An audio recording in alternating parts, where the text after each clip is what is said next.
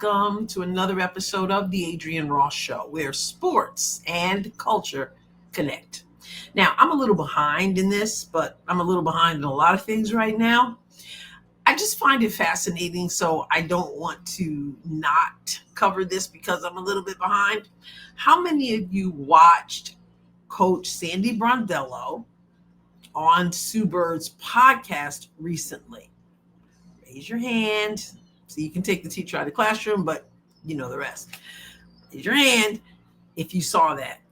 I saw that when it came out, and I noticed something toward the end that I found very fascinating.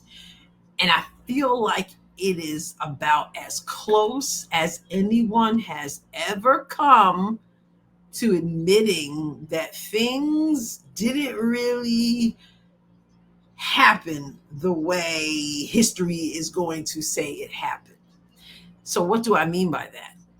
You guys have heard me use the term rigification in reference to the New York Liberty winning the championship in 2024. I didn't come up with the term rigification, although I am very impressed by it. I don't remember which member of the or subscriber or member of the channel actually was the first to use that, but I certainly took it up and I used it because it was absolutely just that. New York versus the Minnesota Lynx 2024. The officials stepped in and they committed what we have come to call rigification. I don't need to relive all that. I just was reminded of that because of Sandy Brondello's interview. Now, I know many of you who are watching, you absolutely love Sandy Brondello. I've heard many people comment about Sandy Brondello. I have no problem with Sandy Brondello. I remember Sandy way back when in the early days of the WNBA when she was playing in the WNBA.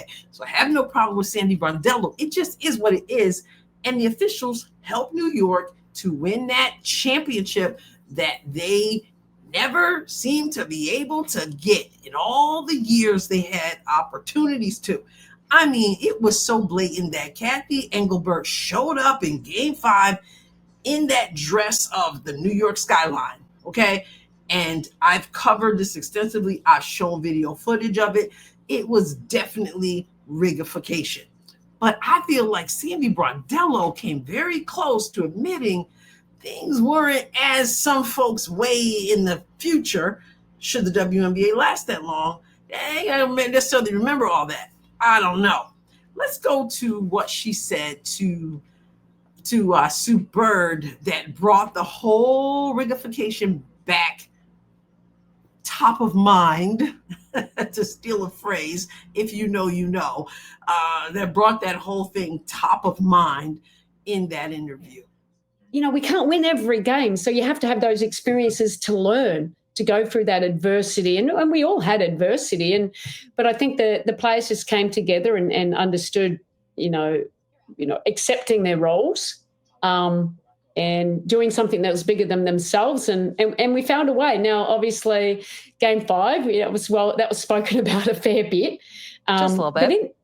Just a little bit, but we won. You know what I mean? And of course, we won. That's all that should really matter. And it was epic, and it was just a fun experience to be a part of in that parade in New York. And obviously, you're at I find it interesting just listening to her talk in that portion where she's just like talking about players coming together, finding a way to get the job done after losing in 2023.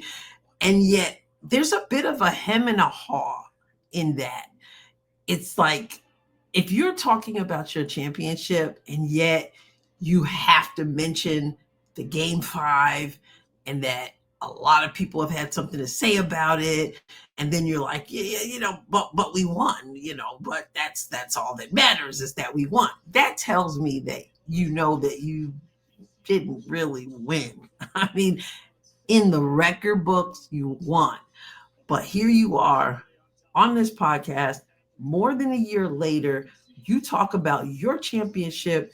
You point out that controversial game 5, and you kind of distill it down to, but we won, and that's all that should matter. And even Sue Bird, of course, said, people, just a little bit. People talked about it.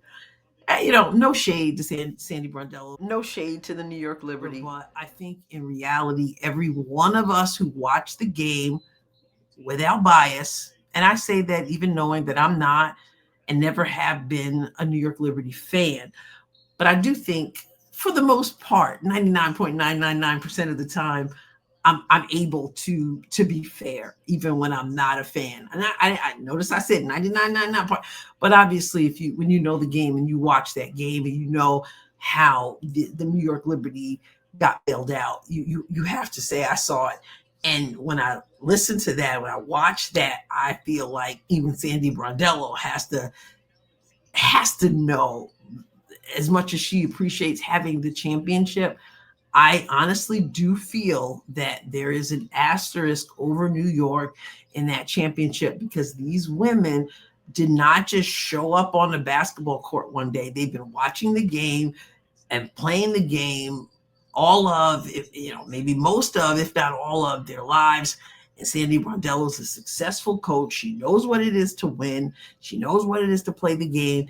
And she knows enough that when she talks about her championship in 2024, she had to mention that controversial game 5, and then kind of go, you win, you win.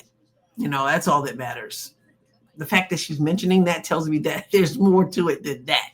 There are other things that matter, like not being the recipient of rigification.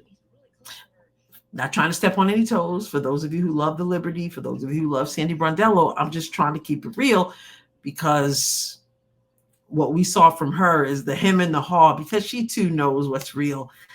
Just got to put it out there. And I'm only bringing it up again this time because she sort of kind of did, didn't she? I just keep it real. I'll catch you next time, God willing. God bless you abundantly.